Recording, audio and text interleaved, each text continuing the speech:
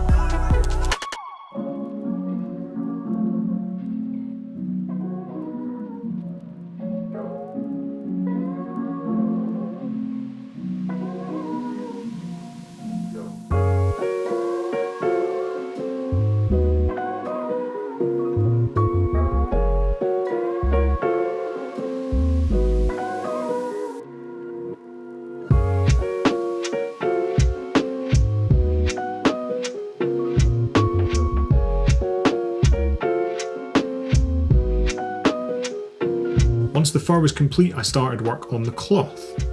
I decided since my fur was a yellowish, a blue tone would be nice, and I went for an almost turquoise kind of scheme. I also knew the belt would be red, so the blue would work alright with that colour too. The blues used were from dark sea blue through ocean blue up to aquatic turquoise.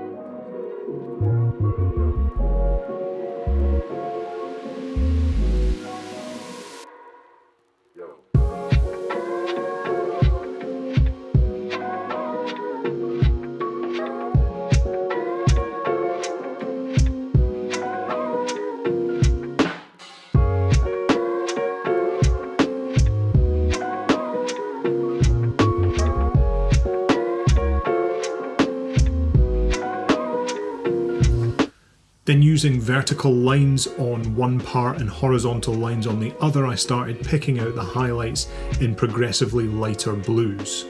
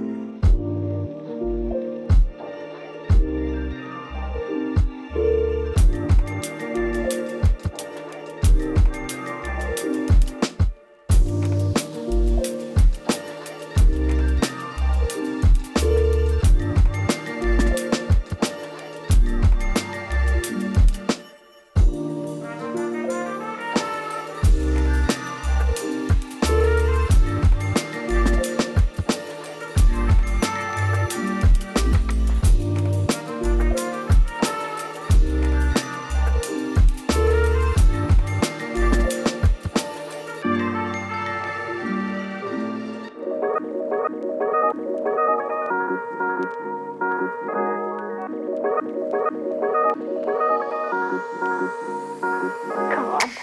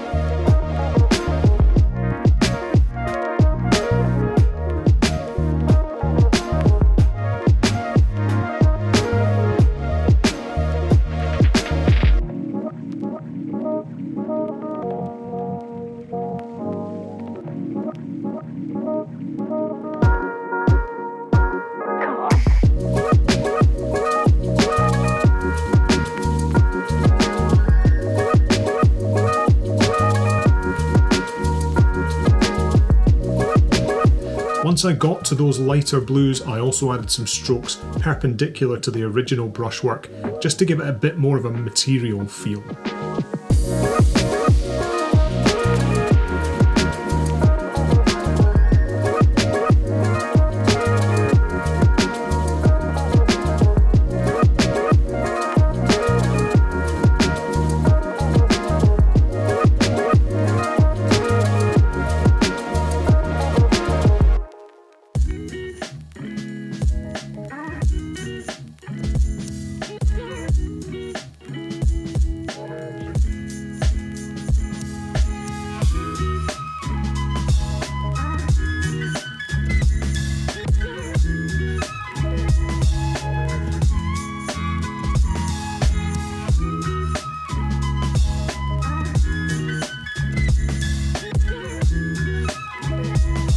From here I moved on to the red for the belt.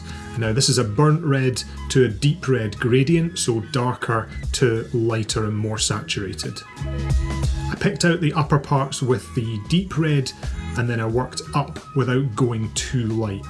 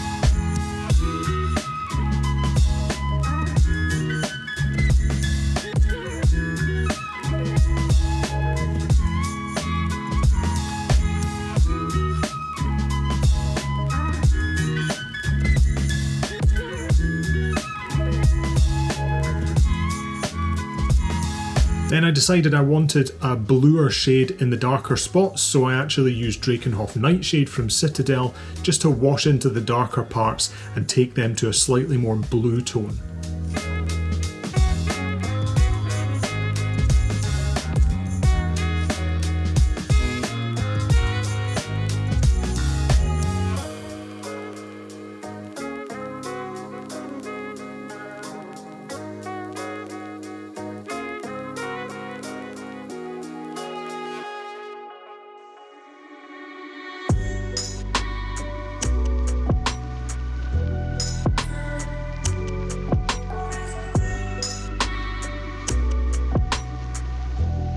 Now at this point I decided to paint on a couple of stripes and the katakana Japanese symbols for capybara onto that belt. I would have filmed this, but I had to get my head so close to the model you'd not have seen anything, so you'll just have to pretend. After that I figured I'd do the gold. To keep things nice and simple and speedy I went for good old Vallejo metal colour gold and a wash of Agrax Earthshade over the top of that.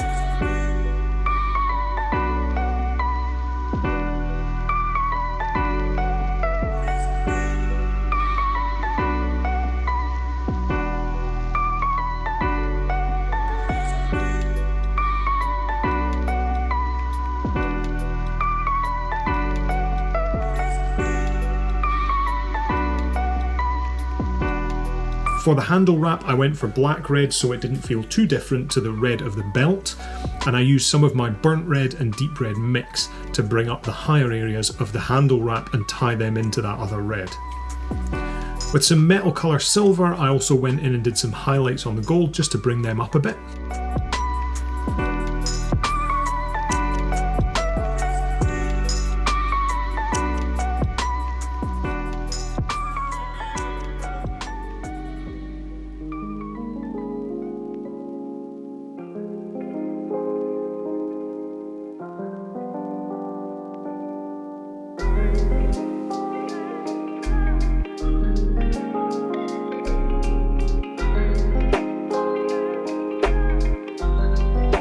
And at this point I wanted to bring up the top edge of the blue cloth, so I mixed some blue green with snow blue and I put some texture on the top edge of the cloth. And I also worked into some of the higher areas of the cloth just so that it didn't feel too out of place.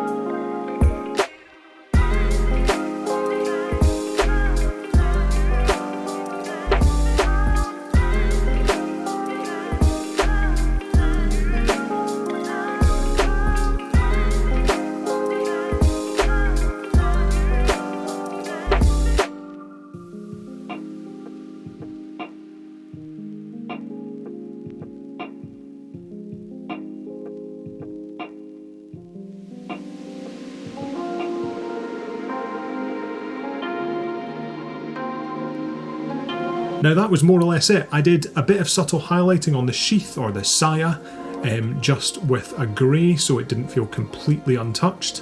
And I also painted the two small black bands on his hair, but then I left them, it was just fairly simple, and with that I was onto the base. I decided I wanted to do like a dojo floor type thing, so I found an old candle lid which was about the right size and some lollipop sticks that I had in a box of materials. I chopped them up with some old clippers and I roughly arranged them on the base.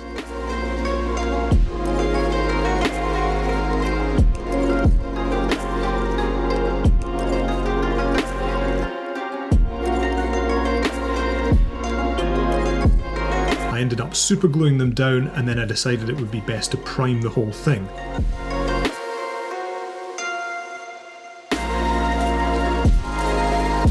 So working up from dark to light, I actually used a range of different browns here to get a nice natural wood tone.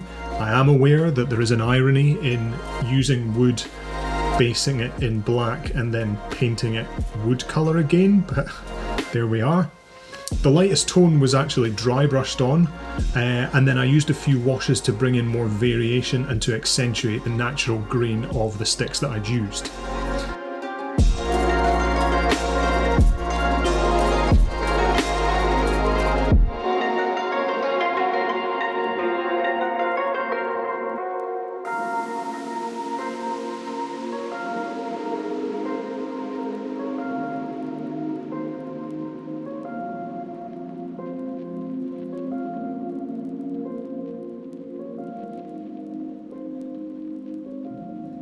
After that, I drilled the hole for our little friend's foot pin, and then I superglued him into the base.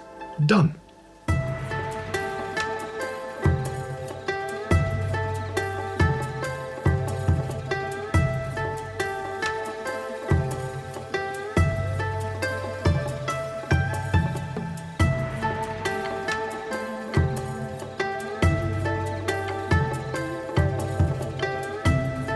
Yes, I could have gone further with this. I could have pushed the reds up a little bit more. I could have lightened the black on the sheath, and I could have done non-metallics for the gold parts.